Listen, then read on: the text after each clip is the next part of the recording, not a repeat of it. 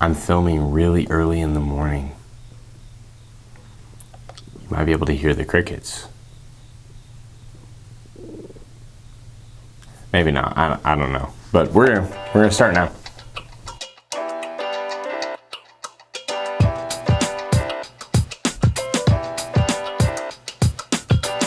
Okay, you're back for some more U.S. history with Mr. Peterson. As always, I'm Mr. Peterson, and we're excited to have you here today. If you remember to our last couple videos, we've been talking about the establishment of the 13 original English colonies here in North America. These 13 colonies would eventually become the United States of America that we know today. In our last couple videos, we've been talking about the different people and different groups of people that have been involved in the establishment of the 13 original colonies. Now those colonies are all established in history here in our study. We're gonna look at how those colonies expanded their influence and grew their economies. Let's go.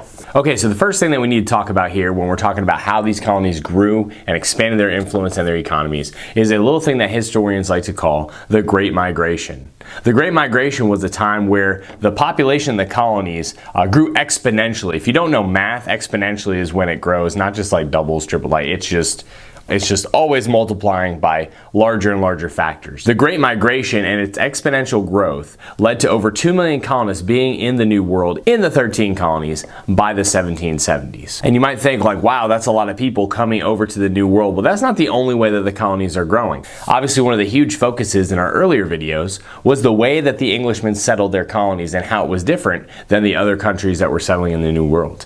Because the Englishmen were establishing settlements and colonies that were growing, this led to families moving over to the New World and living in these colonies, and these families obviously are growing themselves. This is something historians like to call natural increase. And the rate of natural increase, where people living in the colonies were reproducing and growing up, and generation after generation was being born in these American colonies and living there, this rate of natural increase allowed for the growth of the economies as well. But like we said, the Great Migration was something that was very important. And the Great Migration led to lots of different people groups coming into the New World. Some of them searching for opportunity, some of them searching for the land and the religious freedom and the adventure. Others brought to the New World by much more nefarious means that we will talk about here very shortly. Our first group of people that come in the Great Migration obviously are the English. The English were the ones who mainly settled these colonies, and they're coming over from England and living in the New World. The New England colonies see a large influx obviously during the early 1600s with the settlements like Plymouth and Massachusetts Bay, those settlements growing out from there. The middle colonies, if you remember, were taken from the Dutch, so they already had a lot of Dutch influence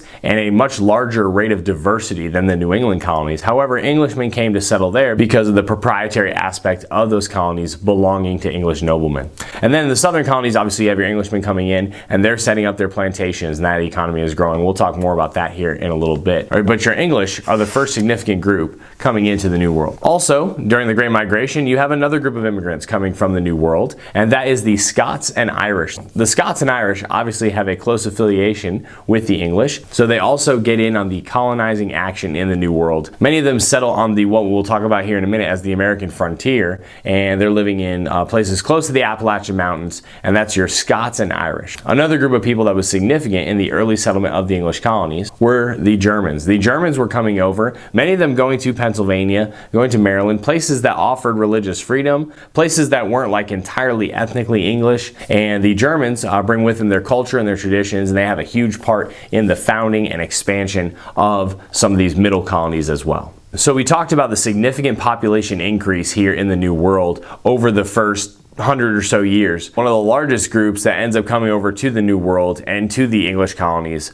are African slaves. Obviously, this is not a group that wanted to be in North America. This is not a group that wanted to be part of the settlements and part of the early establishments of America. If you remember back a few videos ago, we talked about cash crops and their importance in the Southern economy. We mentioned too at that time how many slaves were beginning to be brought into the New World. And as the colonies continue to expand and become more established, you have Southern colonies that have a plantation system and a plantation economy, and the plantation economy demanded workers. These workers were not hired, these workers were bought and sold like property. It is undoubtedly the greatest sin of American history to have the audacity that you could think that you could buy and sell someone who was also created in God's image just like you were. Was a huge cultural and religious blind spot in the history of the United States. So the Middle Passage is a term that refers to the trip from West Africa to to the trading ports of the New World, whether they were in the Caribbean or in the southern colonies here in the United States. If the African slaves survived the Middle Passage, they were then sent to slave auctioneers and they were sold to plantation owners in the southern colonies. It wasn't just the southern colonies that got in on this action. There were also slaves that were in the New England and in the middle colonies as well. Not quite as many because their labor was not needed like it was in the South, but there was a significant slave population in those other colonies as well. Now, some historians would be quick to remind you that the people who actually captured these slaves in Africa were other African tribal leaders as well. They may not use this as like a justification of slavery, but lots of times it's portrayed as oh, everyone was doing this, therefore, why do we throw all the blame at the Europeans? One reason that we need to think about, though, is why were African tribal leaders actually going and capturing other Africans and selling them to white slave traders that are showing up in Africa? One of the reasons for that is the influence of European goods that were introduced into the African trading economy. Lots of these tribal leaders are trading slaves for guns so that they can become more powerful. So you can see here, while nobody's motives were 100% pure, there is a specific party that definitely bears more of the blame, and that would be the European slave traders. Nevertheless, the Great Migration does take place in history, whether it's voluntary groups from parts of Western Europe or whether it's involuntary groups like the African slaves. America is becoming more and more populated. Now, this doesn't sit well with lots of people who were already living in the 13 colonies, so many of them seek to expand the western borders of these colonies. Men like Daniel Boone and others begin to branch out as far as they can west, and obviously once they do this, they're coming into conflict or they're coming into contact with the Native American people that are living there.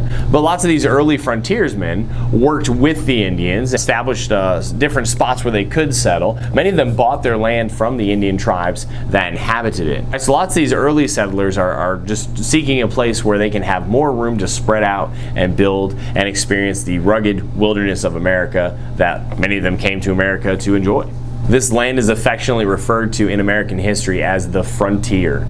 And the frontier has many different definitions over the course of American history. At this point, though, it means pretty much the Appalachian Mountains and maybe a little bit west of those. Like we said, guys like Daniel Boone would blaze trails and establish new settlements, and these new settlements would attract more people to come west to these frontier towns. So many of the settlements in the Appalachian region during the 1700s are the direct result of frontiersmen blazing trails and going out and seeking new land for colonial Americans to establish and live in. So as you would imagine, with this many people settling in the New World, this many people moving into the frontier, a very diverse and bustling economy would show up here in the 13 colonies. In New England, the soil was fertile. However, it was very hard to become any sort of a cash crop farmer just due to the ruggedness and the rockiness of the land that they were trying to farm. If you were a farmer in New England, you were likely a subsistence farmer, growing enough for your family, and you probably lived out towards the frontier anyway. One of the biggest industries that developed in the New England colonies at this time was the fishing/whaling industry.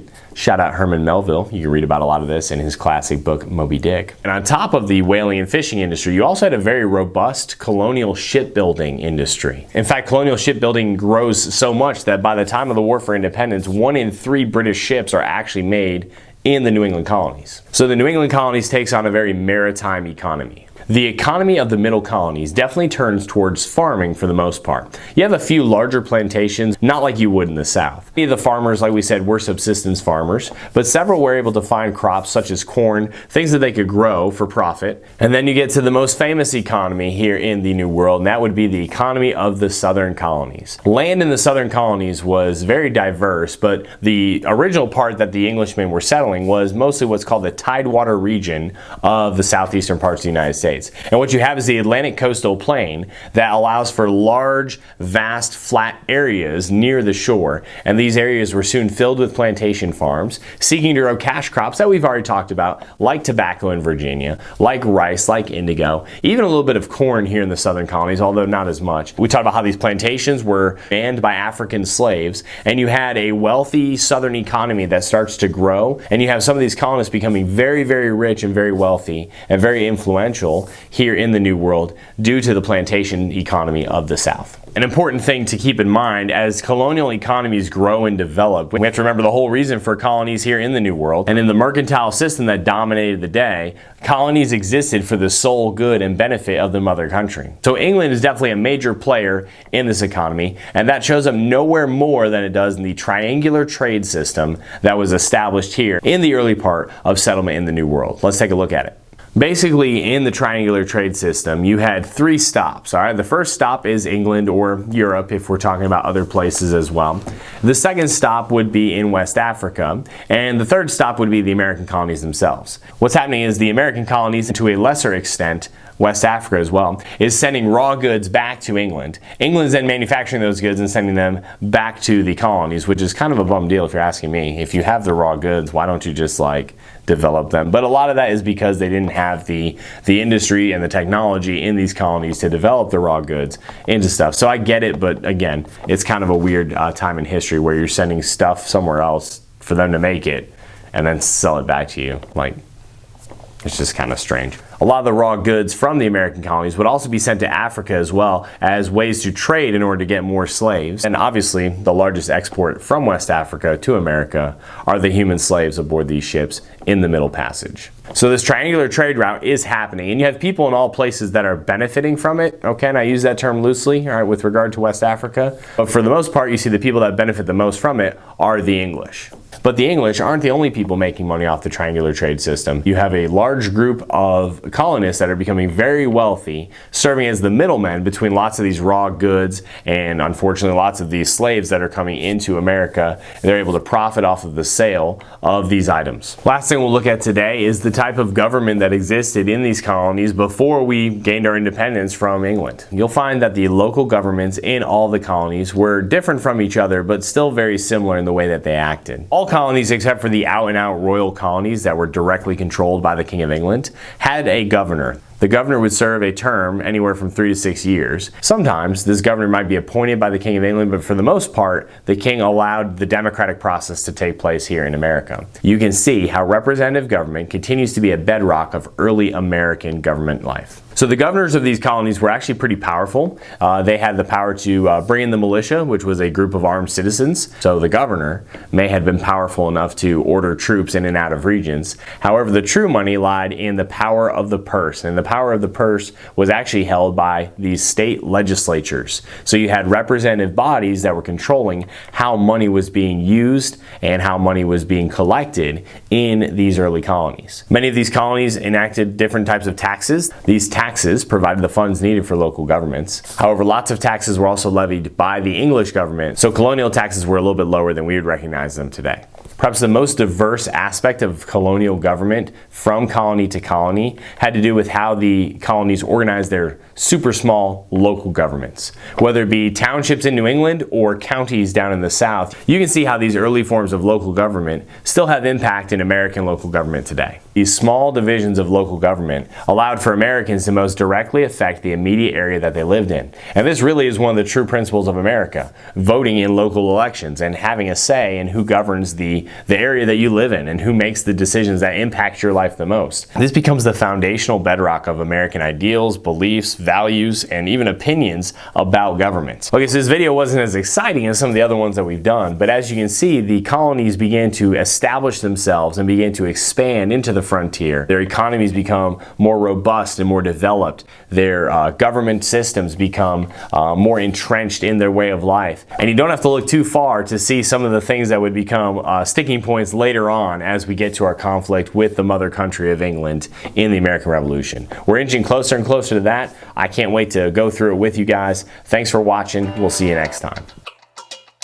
We hope you enjoyed this edition of U.S. History with Mr. Peterson. Don't forget to check out other videos on the channel, and we hope to see you in the next lesson.